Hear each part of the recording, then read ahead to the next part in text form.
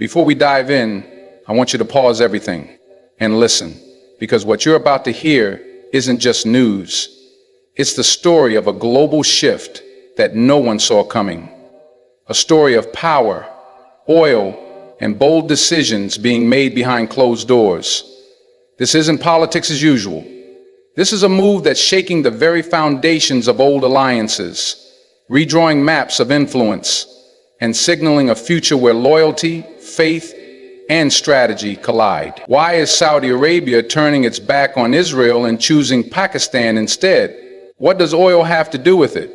And why is this moment more important than ever for the Muslim world and for the balance of global power? If you think this is just about pipelines and policies, think again. This is about identity, survival, and the bold reawakening of nations choosing their path on their own terms. Stay with me till the end, because once you hear this, you'll never look at the headlines the same way again. Saudi Arabia's foreign policy has historically been aligned with the West, especially the United States, due to shared economic interests, military protection, and the dominance of petrodollar diplomacy. However, recent global events have pushed Riyadh to reassess its geopolitical priorities. The diminishing strategic interests of the U.S. in the Middle East, especially after its withdrawal from Afghanistan and reduced military footprint in the region, has created a vacuum that regional powers are now seeking to fill themselves. Saudi Arabia, the traditional oil routes that have long supported Saudi Arabia's energy exports, are now facing increasing threats, making them less reliable for long-term use. The Strait of Hormuz, a crucial maritime passage for global oil shipments, is regularly exposed to geopolitical tension, especially due to Iran's influence and the frequent confrontations involving Western naval forces. Similarly, the Red Sea route, particularly around the Bab el-Mandeb Strait, has become unstable due to the Yemeni conflict and the rising threat of Houthi attacks on shipping vessels. These vulnerabilities have led Saudi Arabia to explore alternative and more secure corridors to export its oil and sustain its energy dominance. One such alternative is the emerging route through Pakistan, particularly linked with the infrastructure under the China-Pakistan Economic Corridor. This shift involves bypassing risky maritime channels and instead utilizing land-based logistics and pipeline networks that connect Saudi Arabia's oil reserves to the Arabian Sea via Pakistan. The advantage of such a corridor is not only in its physical security, but also in its geopolitical insulation from traditional flashpoints in the Gulf. Pakistan offers a more predictable and secure route where Saudi investments in oil storage facilities and pipeline infrastructure could allow for faster, cheaper, and more stable oil deliveries to Asia, especially to China. Gwadar Port in Balochistan is a key element of this vision. With Chinese backing, the port is being developed into a regional energy hub, and Saudi interest in this development is a clear sign that they see Pakistan as a vital player in the future of energy transit. Furthermore, this shift is part of Saudi Arabia's Vision 2030, which seeks to diversify its economy and reduce over-reliance on oil while still maintaining control over how and where its oil is moved. Partnering with Pakistan on new oil routes allows Riyadh to stay competitive in global markets while reducing exposure to maritime conflicts. This realignment of oil transport also gives Saudi Arabia leverage in negotiating with major powers by showing that it has options beyond conventional routes. The strategic and logistical importance of Pakistan in this context is too significant to ignore, especially as global energy security becomes more fragmented and regionalized. China's growing influence in the global energy and infrastructure sectors is playing a critical role in reshaping Saudi Arabia's alliances, and Pakistan stands at the center of this transformation. As China expands its Belt and Road Initiative, it is building a powerful energy and logistics network that runs from its western provinces to the Arabian Sea through Pakistan. This corridor, known as the China-Pakistan Economic Corridor, CPEC, offers China a direct and safer route for oil imports, bypassing vulnerable maritime choke points, Saudi Arabia, observing China's rise and its deepening footprint in Pakistan, recognizes the strategic necessity of aligning with this emerging axis of power. China has already invested tens of billions of dollars into Pakistani infrastructure, including roads, pipelines, and ports. Saudi Arabia is now showing interest in plugging into this system by supporting similar infrastructure projects, such as oil refineries and storage facilities near Gwadar port. The growing relationship between China and Pakistan is not simply economic. It is grounded in long-standing political trust and military cooperation. This makes Pakistan a more reliable long-term partner for China's energy needs, and in turn, it incentivizes Saudi Arabia to secure its own relevance within this evolving triangle of cooperation. What amplifies China's influence in this equation is its ability to provide political stability, economic support, and military deterrence without the ideological strings often attached by the West. Saudi Arabia is increasingly drawn to China's model of engagement, which prioritizes mutual interests over human rights pressures or political reform demands. This dynamic makes Pakistan a natural bridge between Saudi Arabia and China, enabling Riyadh to benefit from China's growing demand for oil while ensuring that supply routes are shielded from Western interference or regional instability. Additionally, China's involvement offers Saudi Arabia a diversification strategy in terms of oil customers, transport routes, and financial investments. As the U.S. loses some of its grip on Middle Eastern geopolitics, Riyadh's willingness to partner with Beijing through Pakistan demonstrates a shift toward a multipolar world order.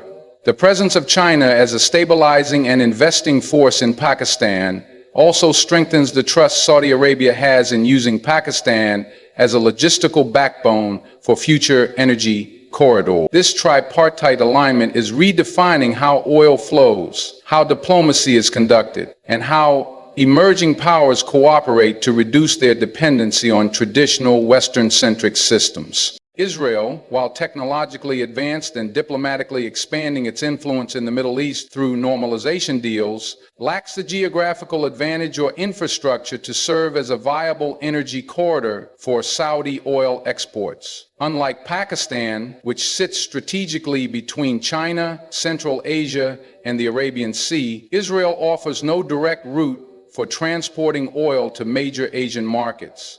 Saudi Arabia's primary oil customers in the future are not in the West but in the East, particularly China.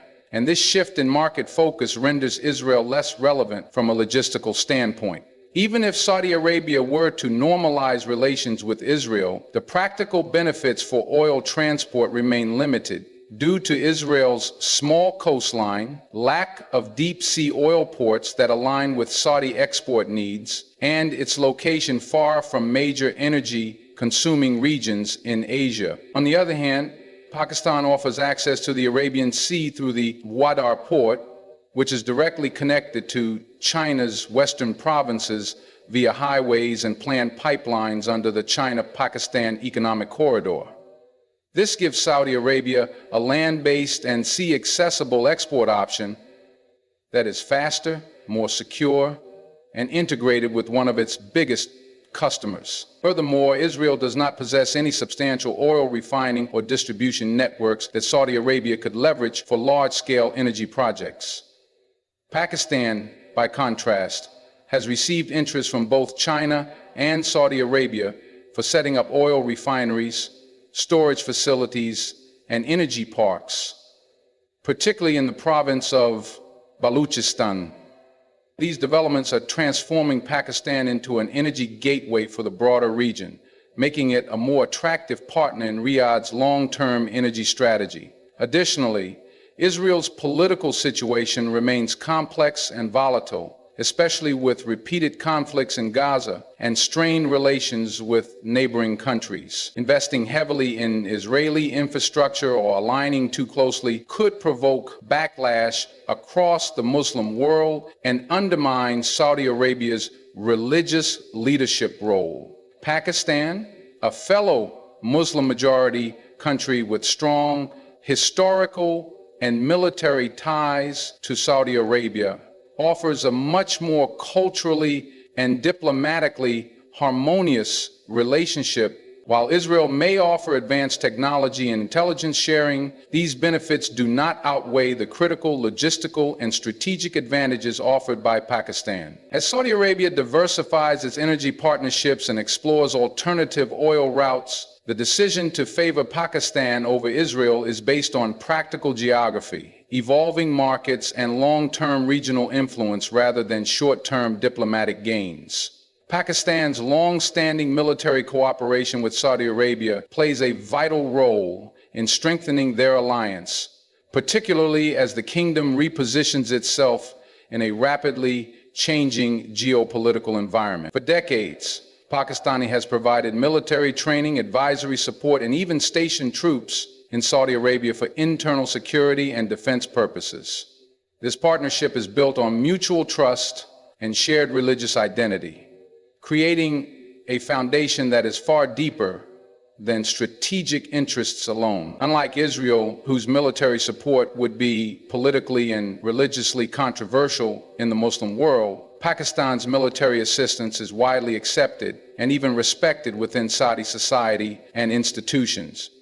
This military cooperation is further rooted in a broader Islamic framework where Saudi Arabia sees itself as the leader of the Muslim world, and Pakistan, with the world's second largest Muslim population and a powerful military, as its most reliable partner in times of crisis. Joint military exercises, arms deals, and intelligence collaboration between the two countries reinforce this alliance and give Riyadh a sense of security and loyalty that it would struggle to find in a relationship with Israel.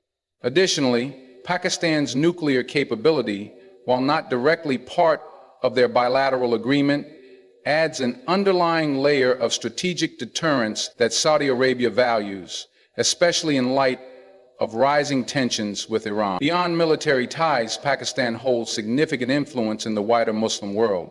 It has historically stood against the recognition of Israel, aligning with the broader sentiments of many Muslim-majority countries and populations. This religious and ideological alignment further amplifies Saudi Arabia's inclination to support Pakistan, especially during times when Saudi decisions are scrutinized by Islamic scholars, clerics, and the general public across the region. Aligning with Pakistan allowed Saudi Arabia to project unity within the Islamic world and protect its image as the custodian of the two holy mosques. In contrast, any deepened public partnership with Israel, particularly during periods of heightened conflict in Palestine, would likely provoke backlash and diminish Saudi Arabia's religious soft power. Thus, the choice to lean towards Pakistan is not just about oil routes or economic calculations, but also about cultural harmony, military reliability, and maintaining legitimacy in the eyes of the global Muslim population. This multidimensional relationship gives Saudi Arabia a strategic edge that Israel simply cannot offer, no matter its technological or diplomatic strengths. In recent years, internal public sentiment in Saudi Arabia has become a significant factor influencing the kingdom's foreign policy decisions, especially regarding normalization with Israel. Despite quiet diplomatic engagements and pressure from Western allies to join the Abraham Accords, Saudi leadership has faced increasing resistance from its own religious scholars, intellectuals, and general population. The Palestinian issue remains deeply embedded in the consciousness of the Saudi people, and any move toward formal ties with Israel, particularly during ongoing Israeli military operations in Gaza or the West Bank, is seen by many as a betrayal of Islamic and humanitarian principles. This internal pressure is not just limited to street-level opinion, but extends to conservative institutions that still hold considerable sway in Saudi society. The clerical establishment, although not as politically powerful as in the past, continues to shape religious legitimacy and public morality, both of which are vital for the monarchy's long-term stability. Aligning with Pakistan, a country with a strong pro-Palestinian stance and deep-rooted Islamic identity, allows the Saudi leadership to appease domestic audiences while maintaining its leadership role in the Muslim world. Pakistan has never recognized Israel and has consistently voiced support for Palestinian self-determination, which resonates with the Saudi public and wider Muslim sentiment.